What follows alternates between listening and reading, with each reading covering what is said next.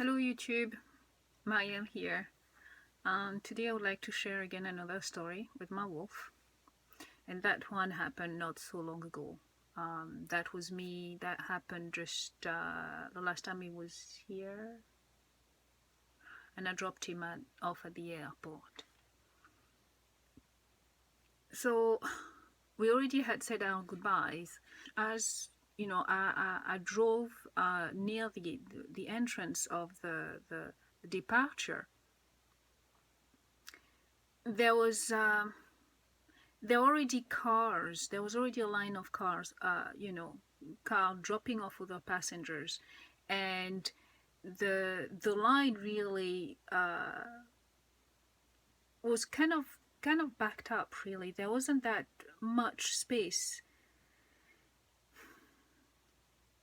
and there was a car. There were cars as well behind me. So I was thinking that I would just put myself in just basically just stop, and so he could get his bag from the back of the car, and he'll leave. But then suddenly he gets out, and then he comes back he opens the car, the passenger door. He puts his head down and he says, "Oh, but why don't you just go behind that car there?" And I looked at the car in front of me, and I just go, "No, there isn't that much space. Just take your baggage, and that'll be just fine. I don't need to really go behind that car." But somehow he starts insisting on me getting behind that car.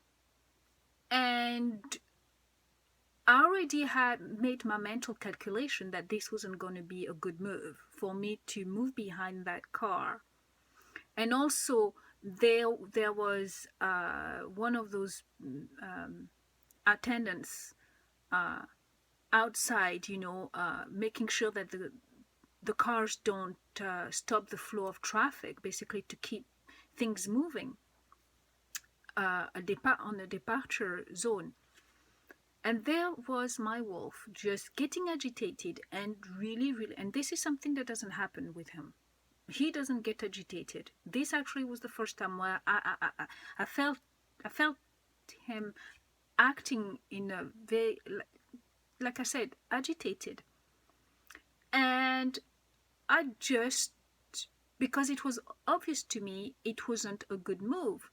There wasn't that much space, and if I squeezed in, the car behind me will block me and I'll be stuck. It just did not seem like the right thing to do. So I just kept insisting, and I insisted, "No, just take your baggage, take your luggage quickly, and then we'll be off."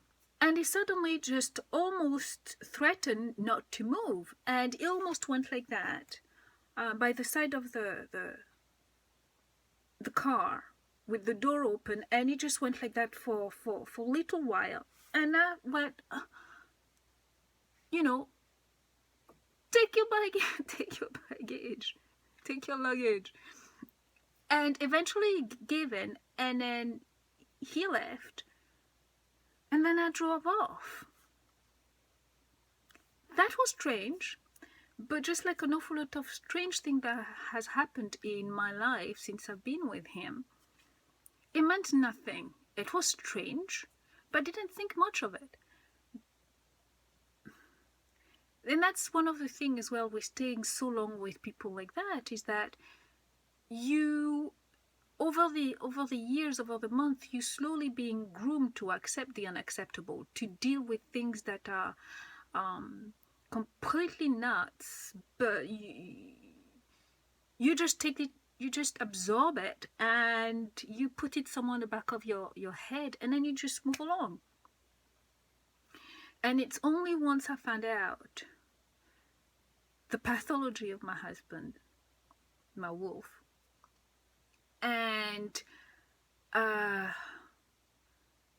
it's only recently, while I've started to uncover some of his pattern and his behavior and the strange situations I found myself in while being with him or involved with him and dealing with him, that suddenly that small incident came back to mind, and I thought, oh my God, does that mean that that incident actually is kind of explain how they get how to call that, they don't need to be present to they don't need to be present to get their narcissistic pleasure and to feed. It's all mental. It doesn't have to happen right there and then, and they don't have to be present to see you being frustrated, to see you suffer. They'll just know. They will just know that because they know you so well, and because they would have they would have manipulated you into this into the difficult situation, and they know you so well, so even if they're not present, but they know you're going to be frustrated, they know you're going to be angry, they know you're going to have all those kind of emotions, negative emotions, and that is enough for them to get their supply. And thinking about that incident, and I think that's exactly that was him trying to get one last supply out of me before he left. Because the situation was so obvious that if I went, there was so little space between the car that was behind me and the car that was already parked in front of me, that if I squeezed in behind that car, the car in front of me, the car behind me would, they were dropping off they were waiting for me to drop off their passenger. So if I pulled in, they'll do exactly the same thing and pull behind me or pull right next to me in such a way that I will not have enough space to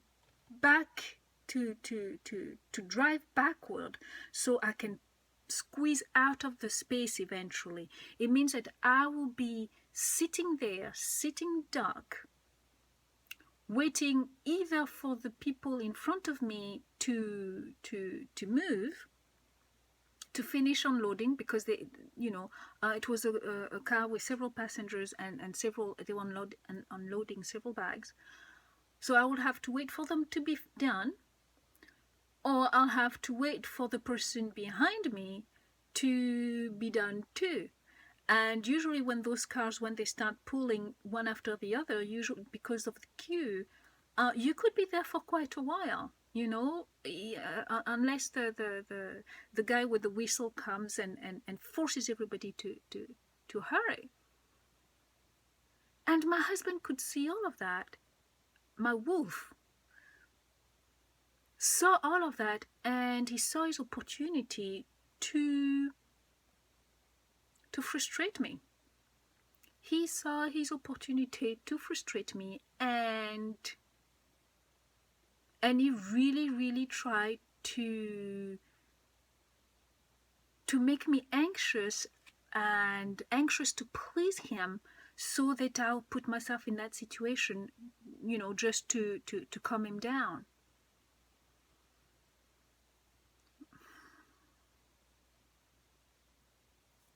I could be wrong, but now that I know who he is and what is, his aims, his goals, and how he's, and I've seen him as well recently manipulate me and my daughter in the house and literally moving us around, just like puppets in strings, you know.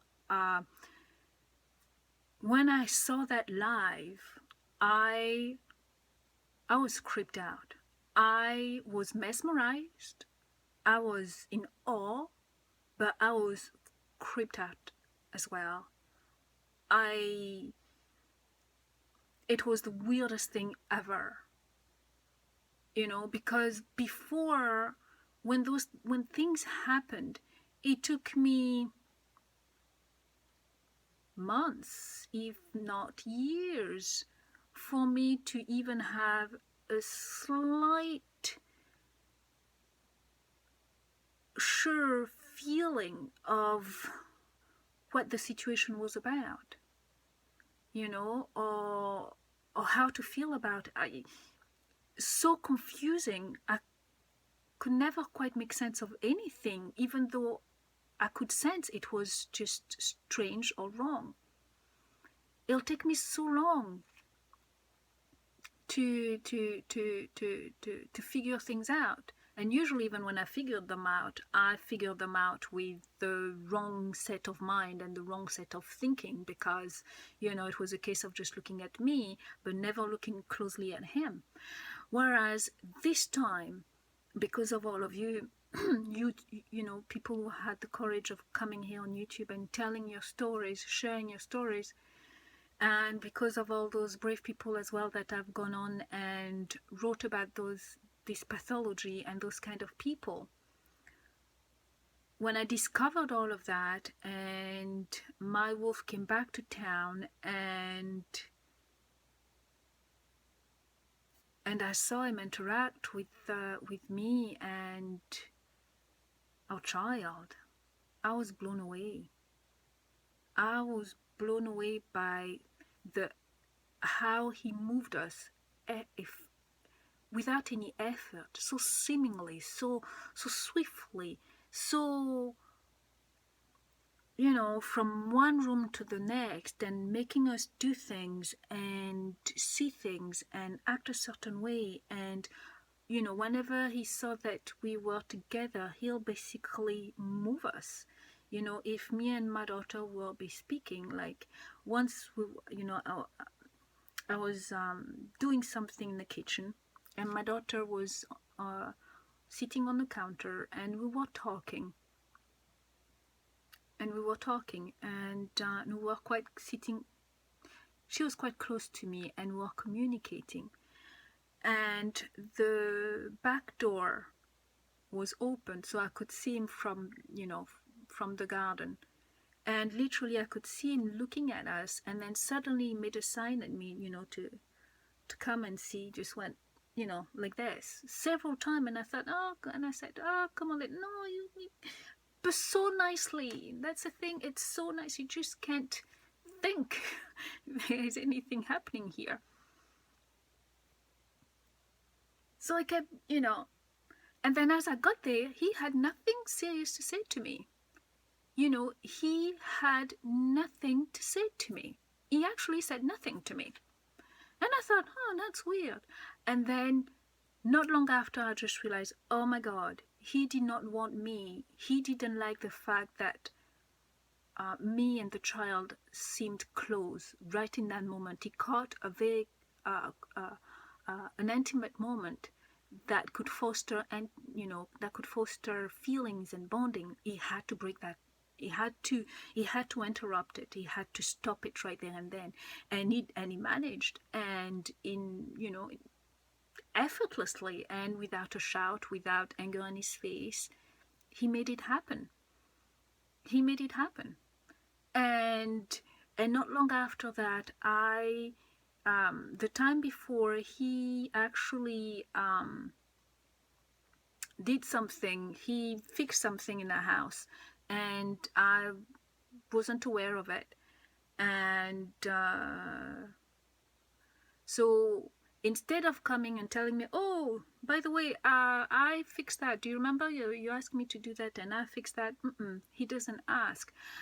But what he actually did is that he positioned himself in such a way, he already had thought ahead of time of the perfect way to attract my attention, to to what he did, so that I will be the one broaching the subject, doing something, so that so that I see what he did, and then I go into my usual, oh my god, I can't believe you've done it, oh you're so wonderful, thank you very much, you fixed it finally, oh thank you so much. And he got that out of me instantly, without even having to communicate openly to me that look what I did. Sometimes even when I say those things, I know they can be very strange, or doesn't seem quite it can sound like, well, I don't see what he did wrong, I don't see how that's manipulation, but please trust me. After a while, when they do certain things, and once you're in a know, and once you know what to look for, yeah, total manipulation. And yes, my wolf is a master.